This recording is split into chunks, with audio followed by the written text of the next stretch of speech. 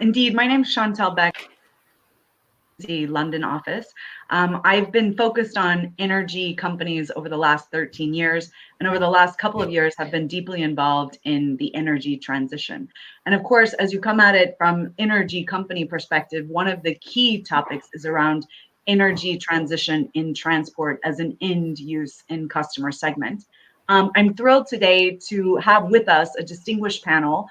Joe BAMFORD, the chairman of Wrightbus, Paul Stein, the CTO of Rolls-Royce, and Mathieu Caudal, the co-founder and COO of UNU Motors. To get us started, I'd love to ask each of the panelists to say a little bit about their experience to date as it relates to decarbonization of transport. Joe, if I can start with you. Hello, my name is Joe BAMFORD. I run a bus manufacturing business and also a hydrogen manufacturing business. My experience of transport to date is looking at big and heavy transport and how do you decarbonize that part of the economy.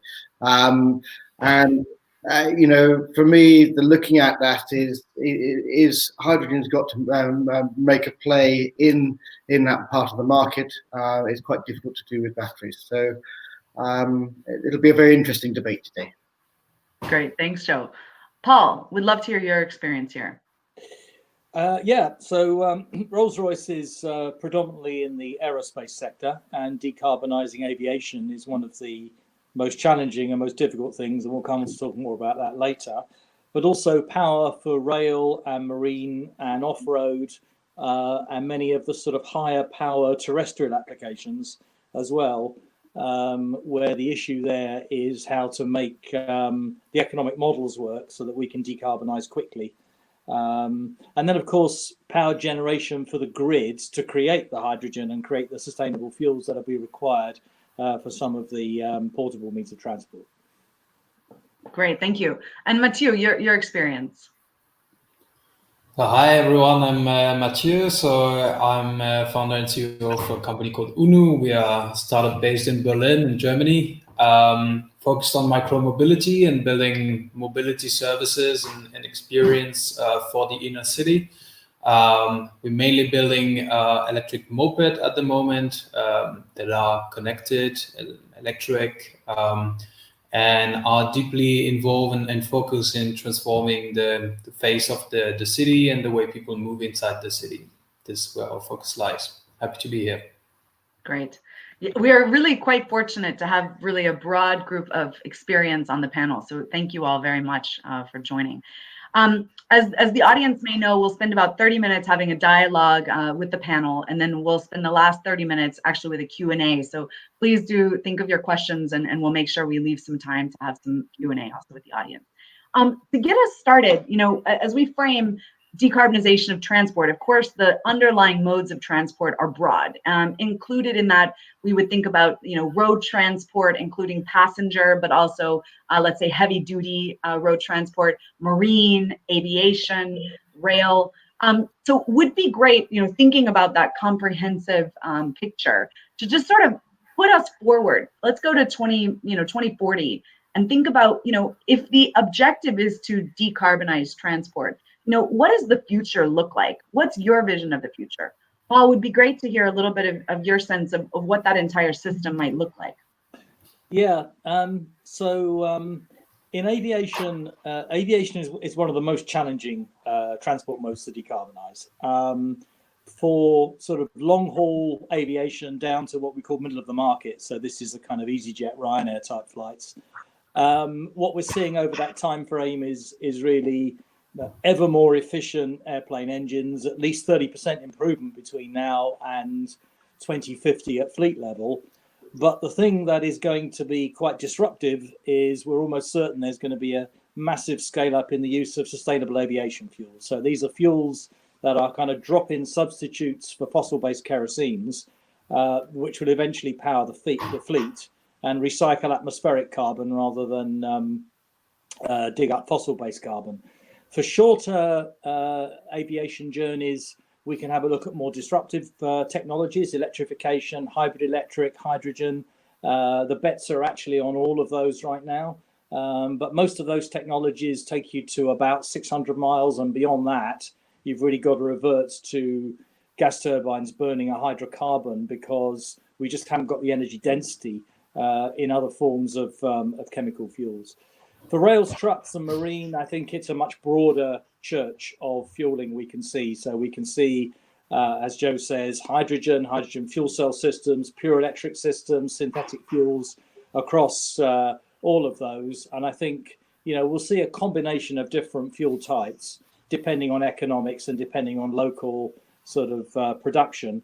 And then for the energy sources for that hydrogen and the synthetic fuels, more and more use of nuclear and renewables. We have to decarbonize the grid, which is the big kind of producer of man-made CO2 right now, with nuclear rapidly on the ascent, because intermittent renewables takes you to about 50% of the grid, and then you tend to run out of ability to store the extra. So that's the kind of vision on a very broad brush basis, Chantal. Yeah, very, very interesting. And Joe, what are you seeing from your experience, both with construction equipment, but also more broadly in like decarbonizing road transport? You mentioned some of the work you're doing on hydrogen for buses. Yes, I'm sort of odd in that I've done a number of different forms of transport. I do buses at the moment. I've also done construction equipment, and I've grown up through manufacturing and engineering, so sort of have a little bit of an understanding of a number of those things. But where does it go in 2040? Today, all I can see at the moment are the two most viable solutions. We all know about batteries. We've all seen batteries. We've all seen what they do, and that clearly has got to play a role going forward. Another solution today is hydrogen. And hydrogen is, instead of just storing the energy in a battery, you store the energy as a gas. And that, I think, would be bigger and heavier stuff, because, as you get bigger and heavier, the weight of the battery means that it doesn't function quite as well, et cetera, et cetera. So I think the solution is going to be based around those two things today. Some of the other stuff that we're starting to see is more sort of 5 to 6 years out. Carbon capture and those sort of things are going to start becoming a player probably 5 years away from today. But I start with those two areas and go on to onto the other stuff. So if I talk about a battery, for instance, in a bus, on a double-decker bus, it takes 3.5 tons of batteries, and we'll do maybe 60% of the distance of a diesel bus. I suppose the most simple starting point for me is, when do you get mass adoption? Mass adoption happens when it costs the same, is as easy to use as your incumbent, and is as easy to fill up as your incumbent. I'm sure different people will argue with me about some of those things, but that's my sort of view. I'm trying to think about it as a customer. How does a customer change? And certainly on a bus, if it's only doing 30% of the distance, 60% of the distance, I want a solution that works like my solution does today. Clear. And Mathieu, with your work around cities and particularly urban mobility, what are you seeing if you fast forward? What are the cities of the future in 2040 going to look like from a transport perspective? Mm-hmm. So on our hand, we see various trends that impact the inner city transportation at least at the macro level. Electric mobility, electrification of the vehicles, mobility as a service, the sharing, as well as in a few years from now, autonomous driving are the three mega trends that are completely transforming the way people move in the city. We see a shift from the current mode of transportation, which is mainly the car in the city, to other type of transportation, micromobility, talking about bikes, e-bikes, e-scooters, kick scooter, moped. And this is really not only a trend, but it's something that you realize is a mindset shift, because when you talk about younger generation now, almost none of them have planned to get a driving license, and no one is dreaming to own a car anymore. And you really see a shift in the mode of transportation towards smaller passenger transport options. One thing that is very important to happen in the city, however, is not just a change of the mode of transportation, it has to come hand in hand with a redistribution of the space. When you look at our city today, the infrastructure, this is everything has been designed around cars. There is car lanes and there is place to park cars. If you think and rethink the space and allocate the space a little bit differently to other modes of transportation, this is another change that needs to happen next to the change in technology towards electrification, for example, and next to the change in the mode and the shape of the vehicles we're moving on. Maybe one last point that I'd like to address is the topic of sharing or shared mobility, which has been growing quite quickly over the last years, and in my opinion will have a sustained growth in the coming years, even if there is maybe a little bit of a hit back with COVID and the consequences of COVID that maybe right now bring people to rethink and having the feeling that they want to own their mobility, not necessarily share it with other people for health reason or hygiene reason. But this is still something that will help this transformation, because here we're talking about a reutilization of the assets. So basically using for one car produced or one moped produced or one bike produced, we can ensure through those sharing scheme that those products are used for the long term, and at least for the carbon that we produce to put them on the road, at least we're using them and they're not just like parked somewhere. I think that's really interesting, Mathieu. I think the, one of the things that you mentioned, COVID, and the kind of current green stimulus that many countries and regions are thinking about, one of the topics that we can come back to is, to what extent the current market environment will create conditions to accelerate the energy transition. We'd love to revisit that. One of the things, if we fast forward to 2040, it's big, bold ambition. I mean, both Joe, also Paul, you mentioned, some pretty fundamental technological changes.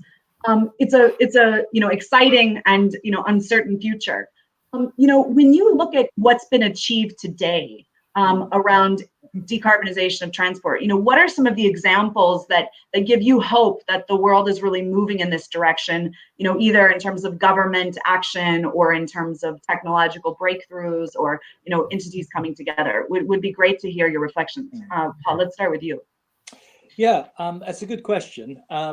I mean, aviation, as I've said, is technically very difficult, and it's difficult for another reason, because it's a global industry. It's an industry where not only, to state the obvious, most flights start in one country and end up in another, it's an industry where all the supply chains are fully interconnected as well, and no one nation can do the whole thing.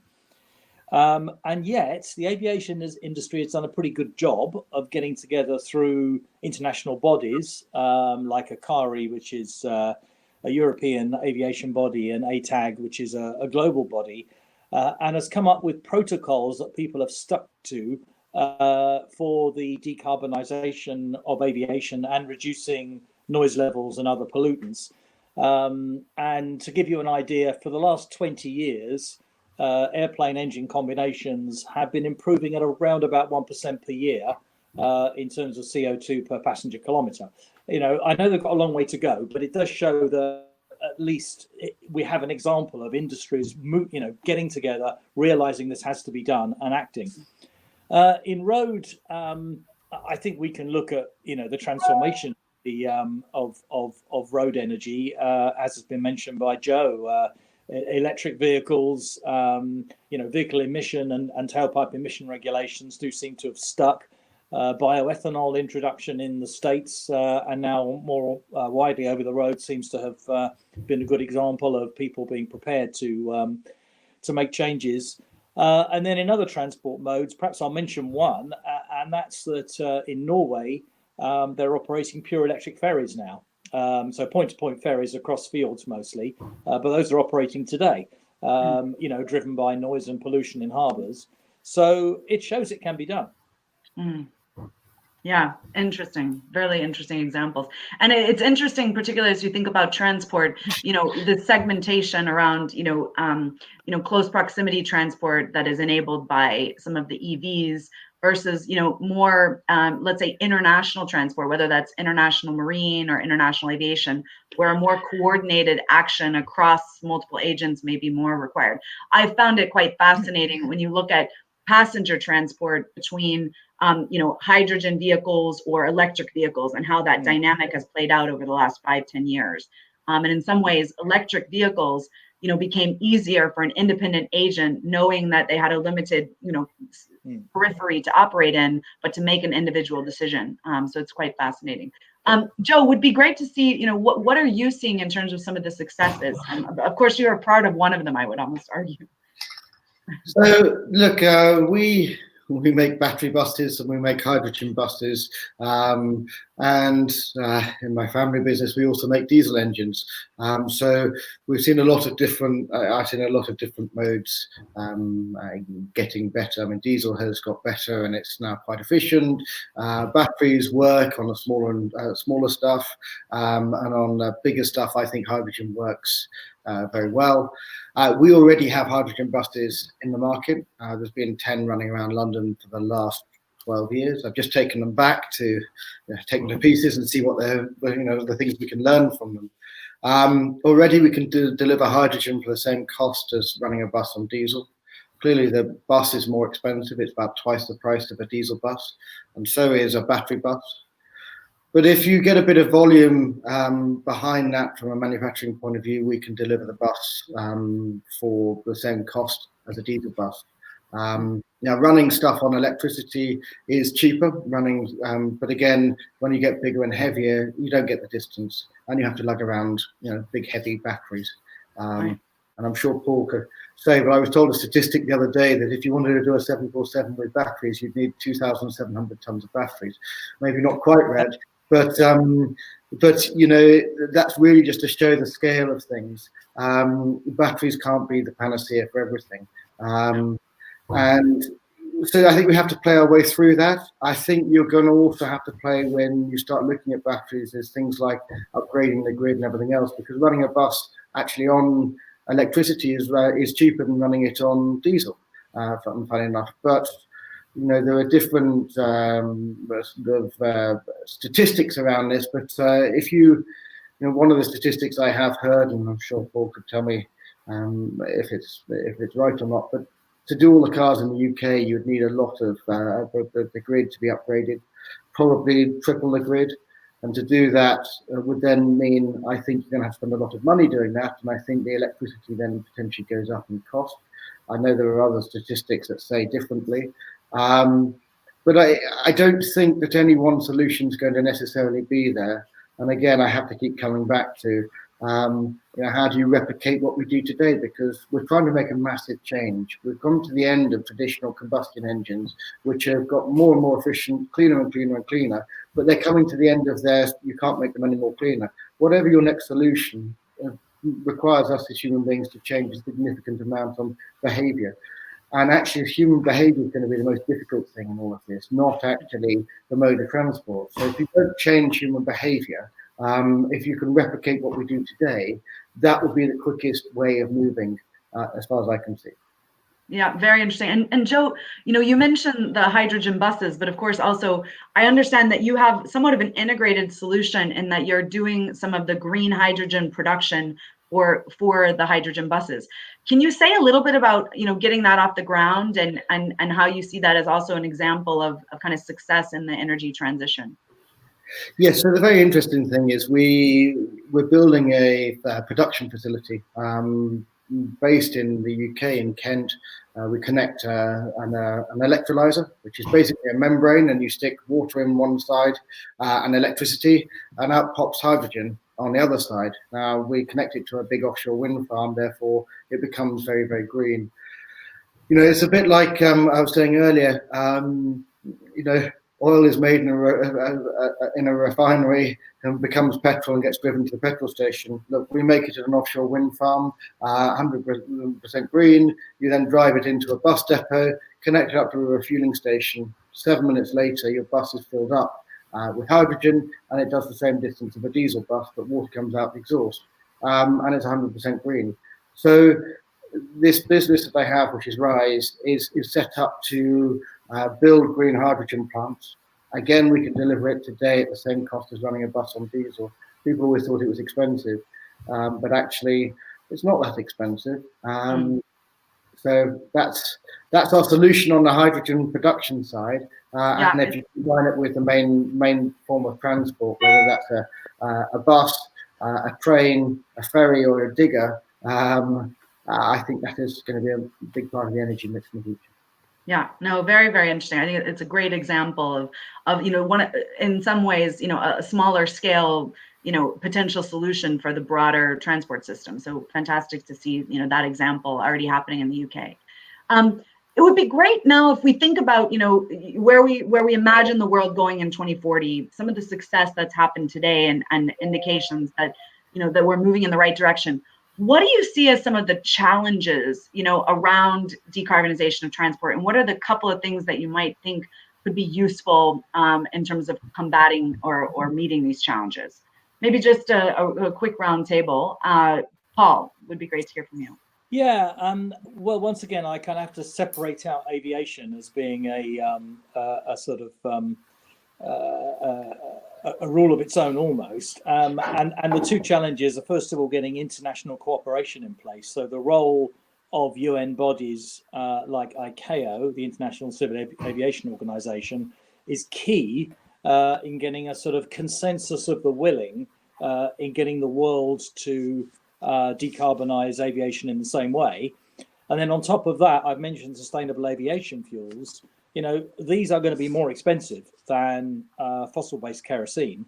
And so creating the sort of economic and regulatory environment under which the big oil and gas companies and new pop-up companies want to invest in sustainable aviation fuels is key, because they're not going to start investing trillions of dollars in manufacturing them and producing them unless there's a market for them.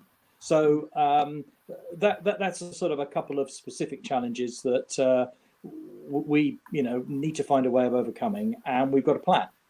Yeah, very interesting. And Mathieu, as you look at urban mobility, you earlier mentioned a couple of the big themes around, electric mobility, mobility as a service, autonomous driving, and then some of the role of micro-mobility and the corresponding behavioral changes, and frankly, urban design that may be needed in order to help accelerate some of this. When you look at some of the challenges to the future that you see, what are those, and how do you think they should be addressed? Here, definitely, I come back to this topic of infrastructure and urban design, because right now what we see and of course a strong supporter of all this different type of micromobility and shared services who came to burst over the last years. What we see is that all of these vehicles are now made available on the street on an existing infrastructure, which is itself not changing. So in the first place, there's plenty of new options: shared bikes, shared scooters, shared kick scooters, but the cars are still there, and the space available for this type of mobility is still the same, which seems in the first place to be actually counterproductive and actually crowding the space even more, and bringing in the shape of vehicles, bringing even more carbon dioxide in the city, not of the vehicle itself, but if you think about the production behind and the manufacturing process to bring those vehicles in the street, and the logistic process to bring dispatch those vehicles in the street. So it has to come hand in hand with, of course, making those type of transportation available to the public, but also with a redistribution of the space. And here, this is where governments and politics come into play, because this is not a change that we will be able to do only alone. Let's say a vehicle manufacturer or larger corporation or startups. We need to work all together in that in order to get the best outcome, because each of these parties are only solving one part of the equation. And if we want to solve the equation, however, we need to really work all together on that. And I really see the topic of infrastructure being one of the major challenge to get the transformation right inside the city. Yeah, very interesting. And Joe, as you think about it from the perspective of construction equipment, or going from green hydrogen to hydrogen buses on the streets of London, what do you see as the challenges if you wanted to tackle those segments or scale up what you're doing? So, look, I agree with Mathieu. The most difficult thing and not difficult, it's actually quite easy. It's just it needs some planning, and governments don't do planning too brilliantly. But our hydrogen production facility, from the decision to start going with it to actually being built, is about a 2-year lead time. From, you've got to take it through planning, you've got to build it, you've got to do all of that. And at the same time, you've also got to create demand. You've got to have demand for the market to be able to invest in that sort of thing. So that's why we create demand with the buses, because we think that gives you a captive market to begin with to get the hydrogen production facilities. But again, the longest lead time in anything is the infrastructure, and governments need to think about it. And it's a difficult thing to think about because, well, is hydrogen right? Is batteries right? Is nuclear right? They have to make some decisions around stuff that they're not very good at making decisions. The governments don't place bets on winners. They try and make a market decide. The problem with making the market decide is you could end up, let's just say batteries didn't work, okay? And everyone wakes up in 5 or 6 years' time and you haven't got over some of those hurdles. You've put in, you've doubled, or you've put in 50% more of the grid. You're going to look a bit silly as a government minister spending all of that money doing it. That's the problem with this. It needs a sort of a think on how do you put all of that infrastructure in place. That's really, I think, what we're all saying. Yeah, it's fascinating because, as we said, in the context of COVID, a lot of government stimulus, I think there are some really, deliberate plans, or at least a commitment to put significant capital, right? If you just imagine the Green Deal, but also additional fiscal stimulus. So, part of what at least we're hearing in some of the, executive discussions we're having is that governments, are looking for thoughtful ideas from the private sector around how they can do this. And so maybe it's an opportunity for many to come together to help sort of structure what that transition could look like and direct those funds in the right way. We have 2 more minutes before we'll go to questions. Maybe just quickly from each of you, why do you think this is an exciting place, to spend time, and what do you think is exciting in terms of, from an investor perspective, what are the challenges or opportunities that you see? Paul, please. Yeah. I mean, you kind of hinted at the phrase earlier on, Chantal, build back better, which is the phrase the UK government's using and other governments are using as well. And it's exciting because in the post-COVID world, I think the sort of frailty of mankind and the fragility of the planet is become very apparent to everyone. And getting back to where we were in terms of environmental trajectory, I think it will just be not considered good enough. So it's going to be a great time for investment, for technology, to drive ahead with hydrogen buses, electric scooters, sustainable fuels for aircraft. It's just a great time to be there. And COVID seems to be accelerating that rather than putting the brake on it. Great to hear. Joe, your thoughts?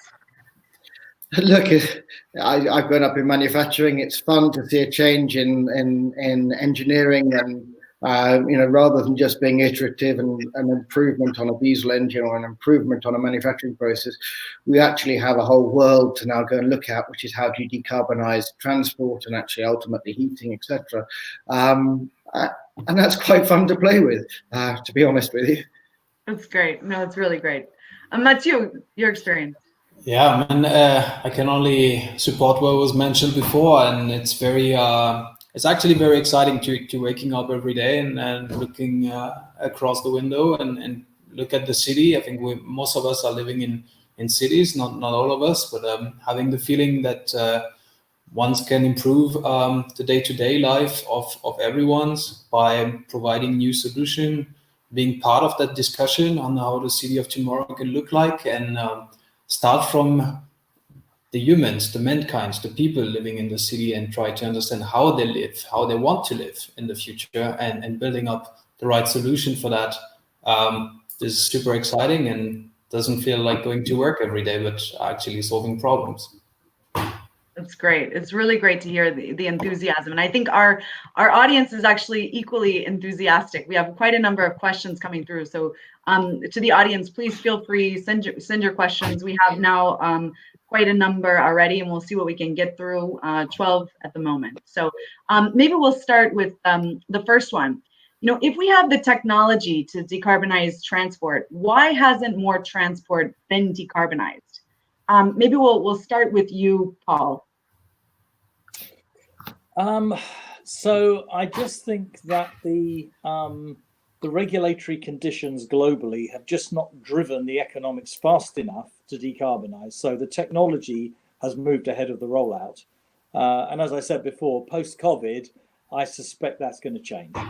And I expect we're going to see an acceleration of transport decarbonisation with a realisation we've just got to build back better.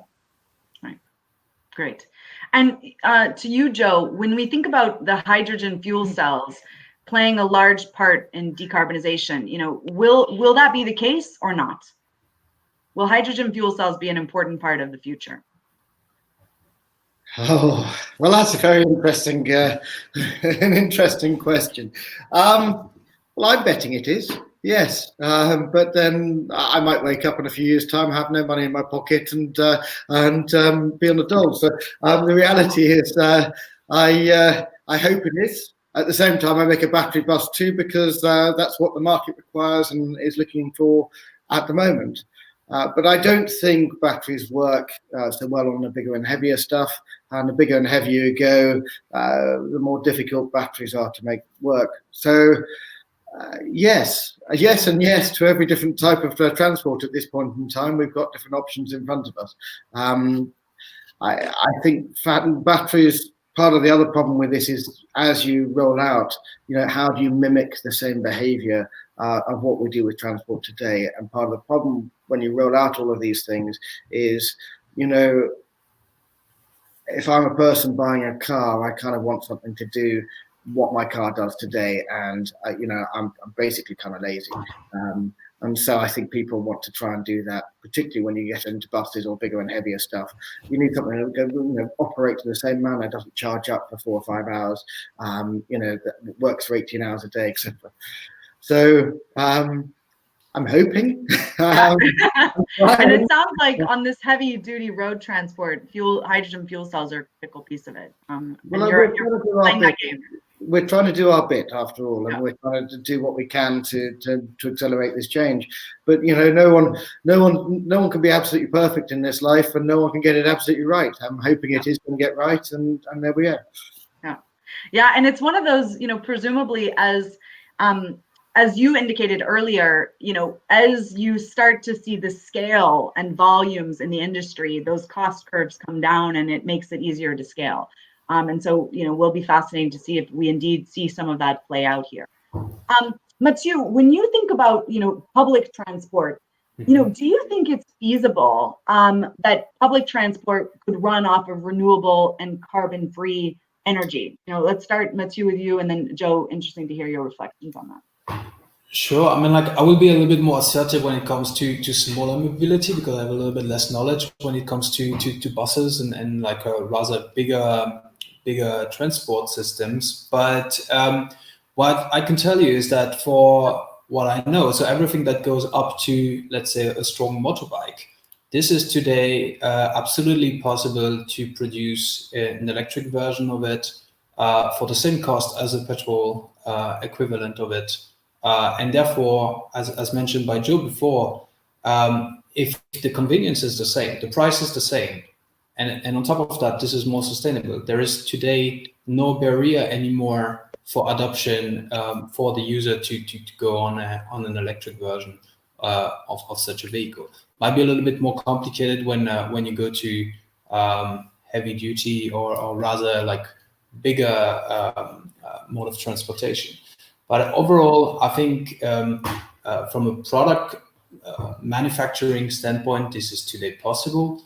I think from the willingness of the users to switch to such a carbon-free or less carbonized way of transportation is there.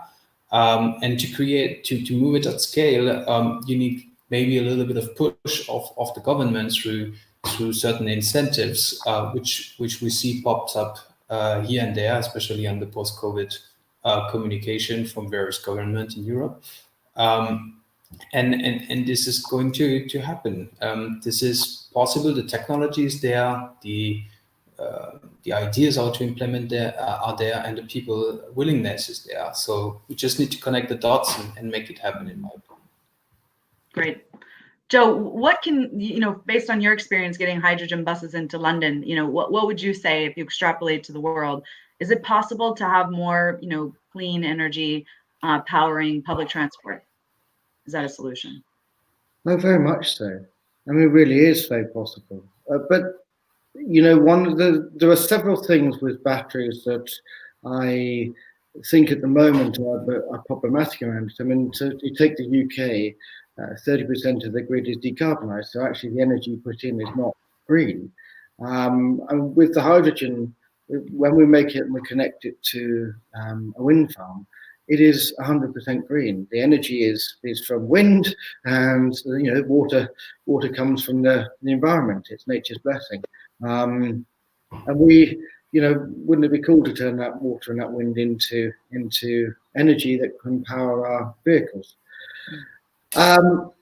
Look, when you start looking at batteries and the energy that go into it as well, my concern with it is where do the batteries come from, how they're made, what energy it is to make those things. And then I also start having concerns about end of life with batteries. I know the second life, etc. But 5% of all the world's batteries today are recycled, and part of the reason is not because we can't recycle them, but because it takes almost more energy to break the chemistry apart than the batteries.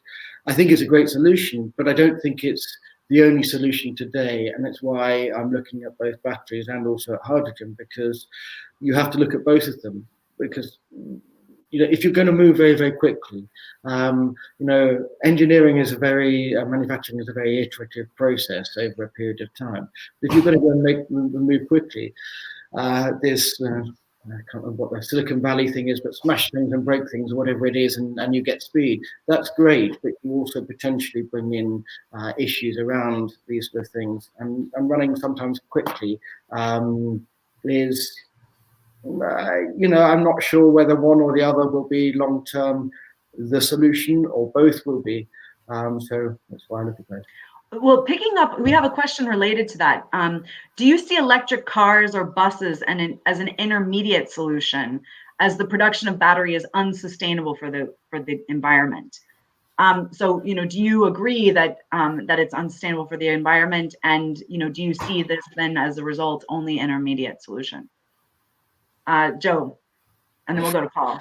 Look, Paul's getting terribly excited about it. And Paul, I'm afraid to say, Paul is 10 times more intelligent and brighter than I ever will be, with 10 times more education than I ever will be. So, look,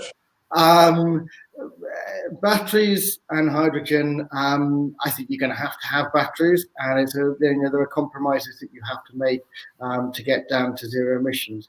Are they an intermediary thing? Look, you're crystal ball gazing at this point in time.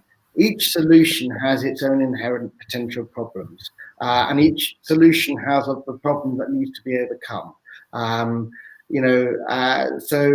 Hydrogen, it doesn't work on 10 or 20. You actually have to start at scale quite quickly, and therefore doesn't really work very well at the smaller stuff.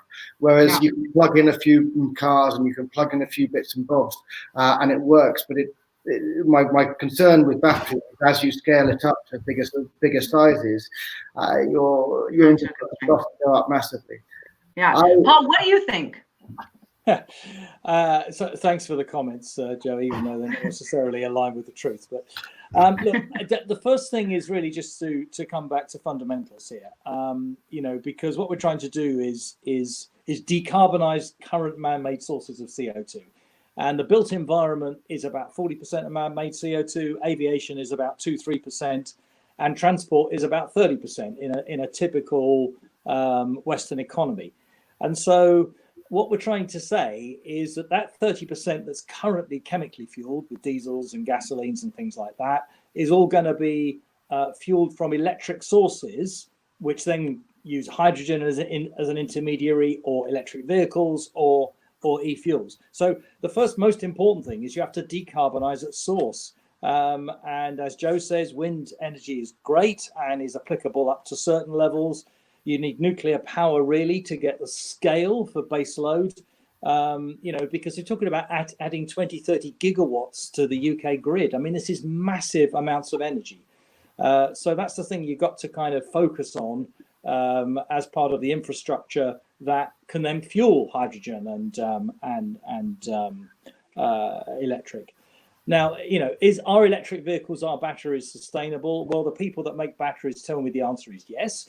That battery technology will move on. They'll find new battery chemistries, new means of recycling them, etc., etc. And to take a snapshot in time, and I don't make batteries, so I'm just acting as a reporter here, take a snapshot in time of what's done today because of the economics is the wrong thing to do. I quite firmly believe that what Joe said earlier on is right. We'll end up with a mixture, passenger vehicles, short range journeys, the ease for electric vehicles that you top your car up at home, you just plug it into the wall and you start your journey with a full tank, because the infrastructure's there, makes electric vehicles just a no-brainer for small vehicles. When you get up to buses that Joe makes, by the way, and scooters as well is a no-brainer as well, I should say. When you get up to buses that are point-to-point, or trucks that are point-to-point where you can put the hydrogen infrastructure in either end, or rail, hydrogen starts to kick in place. And then, when infrastructure becomes difficult, then you turn to synthetic fuels. You synthesize hydrocarbons. There's room for everything. Really great. Yeah. And a mix to manage the full modes of transport. Very clear. One of the areas, just two questions that have come up from the audience, particularly around passenger transport, and maybe we take them together. The first one was around, do you agree that charging infrastructure is the biggest constraint to the transition from ICE to EV? And secondly, how can we overcome the infrastructure hurdle to roll out hydrogen fuel cell charging? It's taken over a decade to have a usable electric charging stations. How can we overcome that for hydrogen? Let's start again with you, Paul. Electrification, and again, I don't speak from any sort of personal angle here, but electrification, as I've said, for home use, for home passenger vehicles, starts off with obviously the benefit of you can charge up at home, and with a 7 kilowatt charging point, that's sort of adequate for overnight charging for most electric vehicles. We need better infrastructure for intermediate journey stops, and that's being rolled out bit by bit. And we need better digitization to make sure that the charging points are free and it's linked into the telematics of the car. That will come, and I think we'll see a much richer rollout of electric vehicles. Hydrogen, again, just reflecting what Joe says, is definitely great point to point. So bus vehicles that start and stop at bus depots, trucks that go from distribution center to distribution center. Again, ideal use of hydrogen. And ferries as well for marine transport. From A to B use, hydrogen with hydrogen fuel cells or direct combustion hydrogen is again an ideal sort of an ideal bedfellow. So I think the infrastructure will roll out, but will be will be overlaid on the particular sort of transport mode that requires that infrastructure. Very, very good. And one of the questions also related to that, could hydrogen fuel be distributed via filling stations in a very similar way to diesel? Joe, what's your view given your experience here? So look, why do I like hydrogen over batteries? I like hydrogen over batteries because it works in a similar manner to what we have today. If it was to go into a car station, it's a nozzle. It looks a little bit like a gas nozzle. You fill up the car. 5 minutes later, it does the same distance as your diesel or petrol car, etc. If you replicate that, it's fine if you're charging up overnight at home with your car and everything else. But when you start, let's say you're a traveling salesman or something else, the fastest charge time today is half an hour on a supercapacitor charger. let's just think about it. Let's give you a nice round number. 1,000 cars an hour. Let's say a petrol station on the motorway gets 1,000 cars an hour. That means you're parking 500 cars for half an hour if you've got 500 supercapacitor chargers. If you have 500 supercapacitor chargers, you need a 20 to 30 megawatt substation, enough to do 25 to 30,000 houses, all at the wrong point on the grid, because it's a spur off the grid, the filling station. So I think part of the thing about hydrogen is, if you make it at the coast, you replicate exactly what happens today with an oil refinery. It's made, it's driven in a truck, it's parked in a depot, in a filling station, and you fill up the car. Actually, you could do that the same today. You make it at a wind farm on the coast or a wind farm on shore. I mean, the best ultimate solution is a wind farm connected to a solar park, and you make it there, and you make the hydrogen and you drive it into a filling station. If you wanted to rapidly roll it out, there's 6,300 filling stations. It cost you $6 billion in the UK because it's about £1 million a filling station today.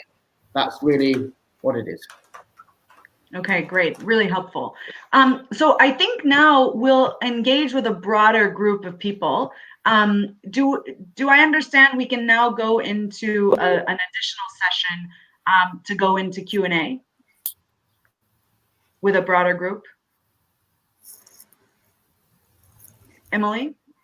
I think I've just been added in. I'm Emily, sorry, I was in another session. We'll stay here. We'll stay here. If others want to join the session, they're absolutely welcome to do that, and we'll continue the conversation. I think we're staying here, yeah.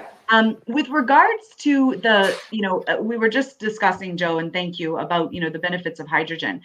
Some of the questions that are coming through are also looking at, how much we've explored a couple of other technological breakthroughs, and would welcome if other people have thoughts. I think the first question in that vein was whether or not we think that effective, how effective are engine carbon capture systems being developed for providing an intermediary between petrol and fully using renewables and hydrogen. So, that let's say carbon capture at the tailpipe question will come to.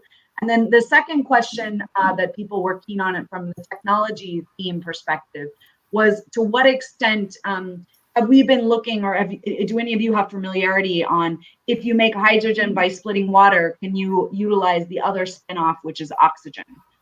So perspectives from any of you around those two questions. Why don't you try, because you're new here? I don't think that's my speciality, Joe.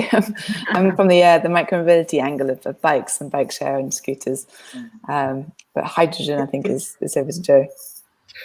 Look, Paul, will start with you. Would it help? Can I take a different spin on the second question? Yes, please. The first question I'll let Joe sort of think about a little bit. Look, there's actually a different issue here, which is that if you can cheaply do atmospheric CO2 capture, then what you can do is combine the hydrogen you produce through the electrolysis process that Joe has determined. You can combine it with atmospherically derived carbon and create what's called a synthetic fuel. And the jury is out on the economics of synthetic fuels, because if you take a synthetic fuel and then burn that in an internal combustion engine or a jet engine and return the carbon to the atmosphere, then you're getting the same net CO2. So for some applications at terrestrial level, and for most applications in aviation, you're better off getting that sort of benefit of the energy density you get from a synthetic hydrocarbon, and also the ability to drop in. So for customers that have very expensive assets like aeroplanes, you don't want to kind of scrap the aeroplane. You want to be able to decarbonize the aeroplane by putting in a sustainable fuel. So it's sort of one way of thinking about it. Now, in city centres, you do want to go hydrogen and electric, or electric scooters. You don't want to use a hydrocarbon because you're worried about particulates and other health issues. But for on-highway use, some nations are looking at synthetic fuels as a route that you can take. Yeah, very interesting. Now, when you look at, a question has come in, I think potentially inspired, Joe, by your background with race cars.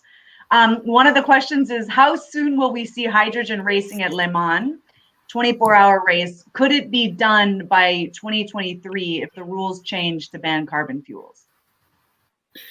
So there's already been a hydrogen car that raced at Le Mans. I think 2 years ago, a French team entered it. Le Mans have a garage for special cars that are experimental. Think of the Rover BRM airplane, aero-engined car in the 60s. They've already had a hydrogen car running around, and there is talk, and I think there's probably some good confirmation that they have a hydrogen class in 2024, because the reality is you can't really do today on batteries 24 hours without sort of charging for long time. Yeah, okay, very interesting. And when you look at another question that's come in around cars, it costs considerably more to manufacture an ICE engine than an electric motor. Are you considering the CO2 costs of the complete transport supply chain? Paul or Joe, any perspectives on that one? Yes, I personally do.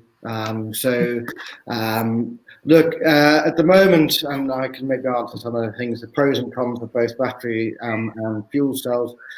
Fuel cells are very expensive, and therefore you need volume to get the cost down. But when you take one to pieces, which we have done, it doesn't really look that difficult, and even someone who's as ill-educated as myself can understand it's a bit of a membrane stuck together with a compressor, and it shouldn't cost what it does, but we need some volume about it. The whole supply chain of a battery does concern me, and a very quick brief look at a life of a battery. Cobalt comes from the Democratic Republic of Congo, mined by children, goes on a ship to China, where it's the ship runs on a heavy diesel fuel. It's made into a battery in China by massive coal-fired power stations, stuck on a ship back to the UK. Again, the ship runs on heavy diesel fuel. Arrives in the UK, ends up in a bus. The first life of the battery, at the end of 7 years, 40% of the cells in the battery are dead, and those cells end up as toxic waste in landfill today. Now, I'm sure that process will be absolutely refined, but that life cycle of a battery does concern me, and as a solution, I hope it gets better, but that's really the case. I'm sure Paul will tell me it's completely and utterly nonsense and everything else, but that is a bit simple, but actually that's basically what happens. Well, maybe to add to that, we have another question on, are there any battery tech innovations in the pipeline that you see having a fundamental impact on storage density within a 3 to 5 year horizon? Paul, if you want to add that to your comments. Yeah, I mean, so far, if you take a look at the improvement in terms of energy density of battery technology over the past 20 years, it's been a pretty linear graph. And don't forget, we can't just come up with a new battery chemistry overnight. We have to get it to the point where we can manufacture it in volume, where we can ensure it's safe. We don't want battery fires. We don't want other consequences of battery failure. So sometimes it's not quite that easy when you want to roll out something at scale rather than do something in a laboratory, to go for a sort of radical change in technology, which is why we've been on an evolutionary curve for many, many years. But the UK, for example, has got some great technology at the Midlands Manufacturing Centre, where and the I forget what it's called now. But anyway, there's a great sort of battery manufacturing initiative that is driving the energy density of batteries, ever closer to the asymptote. But I think, as Joe said earlier, we're still quite a long way from the energy density of kerosene. So we just have to accept that the complexity of a battery design means that unless there's some radical breakthrough, which so far we haven't seen, maybe it'll come, batteries are always going to be pretty limited. Very interesting. Linked to some of the earlier discussion we were having around urban mobility, Emily, Mathieu, would be great to pull you in here. One of the questions that we have is around UK government is hugely behind in personal electric transport in the form of scooters. They are still illegal. How can we adapt if our hands are tied? Maybe to make this even broader than just the UK, we talked about some of the challenges around urban mobility. Would be great to get your thoughts on, what are some of those, in addition to infrastructure, that you're seeing on the front line of trying to get this started. Emily, maybe you want to just briefly introduce yourself and then please answer. Sure, thank you. So I'm Emily, I'm the founder of Beryl. We are the micromobility company in the UK. We started off with laser innovation in the Santander cycles, but we now do bike share. We do share systems of bikes, e-bikes, cargo bikes, and soon to be launching scooters. So in terms of the reference to scooters, I think we're talking about electric kick scooters, and the UK is indeed behind the curve on that. But I think there's a sort of sweet spot between allowing things to quickly and doing things properly with a proper partnership, public-private partnership with cities.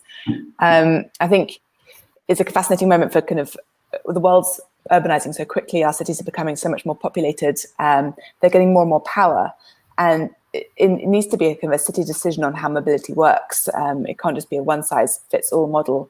We've seen these models elsewhere in the US and in Europe of these kind of dockless floating micromobility solutions, which have popped up and they've built a model. They've received funding for it and then rolled it out far and wide. And it doesn't necessarily work because cities are incredibly complex and incredibly different. And I think it needs to be a true partnership with the city providers to create a solution that works for different environments. And I think when it comes to the e-scooters here in the UK, it's great. We've now, the legislation they are still legal for a consumer. They're illegal on the roads, in bike lanes and on pavements. But the DfT has just allowed trials. So every city in the UK can now apply to run a trial in the coming months for electric scooters, which is exciting. But it needs to be done properly. And I think the model of kind of everybody's welcome, fill the streets with vehicles won't work. And I think a proper partnership model is required. Very helpful. Especially when it comes to things. What are you seeing also in broader cities around the world? When it comes to Mathieu, to me? To Mathieu. I didn't get the question. I think there was a little of a technical interference. No, so Mathieu, what are you seeing in terms of any of the challenges around electric mobility in cities, around legal and not legal? I don't know if Paris or others you're finding any challenges there. I think I have the feeling I will repeat myself a little bit, and therefore I will try to give a different twist at it. But obviously, compared to everything that was said before, for other type of transportation, I think for the micromobility, the electric micromobility inside the city, the problem of infrastructure is not the major problem, charging infrastructure, sorry. In the sense that most of the design and specification of the product we use can be charged on regular sockets that are already available everywhere. And here the problem is more, and what was said by Emily before, the problem is, again, this topic of the redistribution of the space. So there is different way to approach it. Some cities put in place like certain public tender who will allow only 1 or 2 or 3 companies to operate on the public space. But again, that's not enough to just limit the access. We need to redistribute the space. We need to take some things out before we bring something in.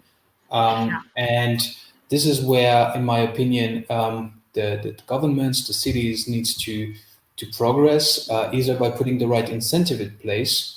Could be like parking fees or any type of regulation of the flows inside the city. And Mathieu, apologies because we're now at 1 o'clock in the UK, and I know that we're now at the top of the hour. But I want to take the opportunity to thank all of you, a really distinguished panel with a broad range of experience across multiple modes of transport, a really energizing conversation. And thank you all for contributing, and also thank you to the audience for some really good questions. Apologies we didn't get to all of them, but hopefully give you some embers of insights to take home with you. Thank you all.